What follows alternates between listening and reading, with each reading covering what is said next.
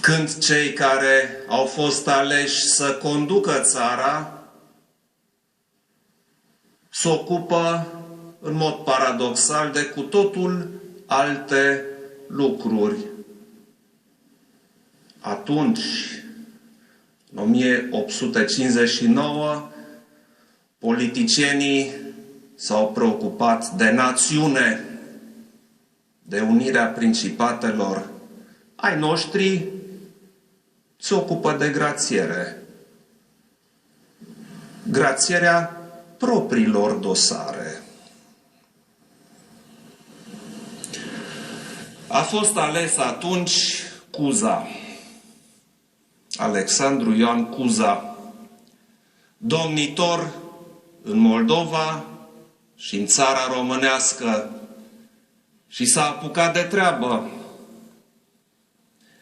Unirea principatelor a început prin alegerea aceluiași domnitor în ambele principate, dar ea s-a înfăptuit prin ce s-a construit, prin instituțiile, autoritățile, entitățile, actele normative care au început să pună cap la cap ce se întâmpla în Moldova cu ce se întâmpla în țara românească. Și astfel, unirea s-a petrecut în fapt prin legiferare și prin administrare, prin guvernare. 1864, codul penal al lui Cuza a fost un cod penal după model francez, model considerat la vremea respectivă cel mai bun, o abordare modernă. A fost primul cod penal din România care incrimina corupția, care făcea referire la infracțiunile de abuz în serviciu și de conflict de interese. Ce generație de politicieni am avut atunci, după mica unire? Oameni care au avut curajul să spună lucrurilor pe nume. Și ce politicieni avem astăzi? O coaliție aleasă să conducă România spre dezvoltare, se ocupă de modificarea codului penal. Se ocupă în mod paradoxal exact de ameliorarea codului penal într-un sens cel puțin discutabil, micșorarea amenzilor pentru abuz în serviciu.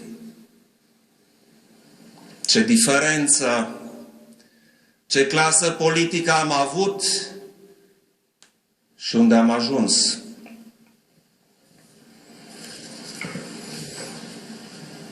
În aceste zile, mai ales ieri, au avut loc proteste. Oamenii indignați au ieșit în stradă să protesteze împotriva acestor încercări de a modifica prin ordonanțe de urgență legislația penală. Am auzit fel și fel de aberații.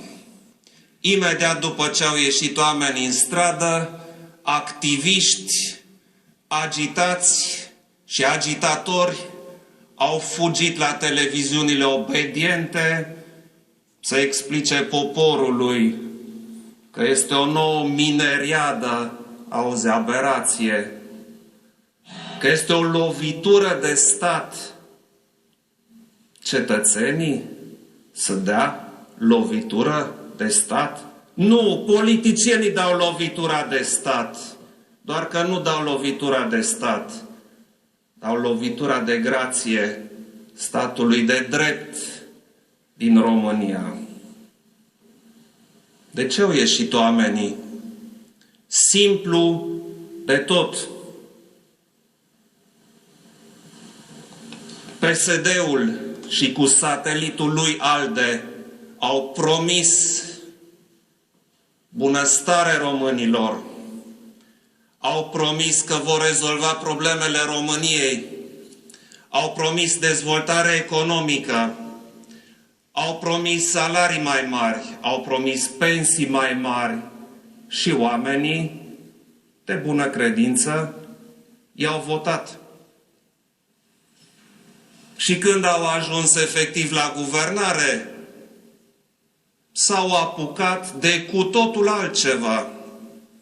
S-au apucat să umble la legislația penală pentru a-și curăța dosarele lor, ale colegilor de partid, ale celor care i-au susținut în campanie, probabil. Asta i-a dus pe oameni în stradă, dragii mei. Una a fost promisă, alta a fost începută. De aici indignarea românilor. Nu vrea nimeni să dea lovitură de stat. Nici nu vrea să răstoarne regimul. Iar guvernul? Ce contează guvernul? Acest guvern doar nu-și imaginează că a ieșit cineva în stradă pentru acest guvern. Oamenii au ieșit să-și spună indignarea și guvernanții ar face bine să ia seamă. Poate totuși, cu această ocazie, amicii uniri își amintesc că românii sunt un neam mândru. Românii au dreptul la o clasă politică pe măsură. Această temă, în mod nefericit, a devenit o temă națională. Este evident că există un larg interes pentru această temă a schimbării codurilor penale și a grațierii. Și dacă așa este, atunci voi supune această temă dezbaterii publice și votului popular. Voi începe demersurile pentru un referendum. Referendum prin care românii vor putea să se exprime, vor putea să spună dacă sunt de acord cu aceste demersuri sau nu. Fiindcă atunci când au votat, aceste teme nu s-au găsit în programul de guvernare al PSD-ului. Și atunci, dacă guvernanții au făcut o temă din asta, vor trebui să suporte votul popular pe această temă. Aparent, vorbim despre chestiuni legate de justiție. Aparent, vorbim despre ordonanțe de urgență pe teme foarte concrete.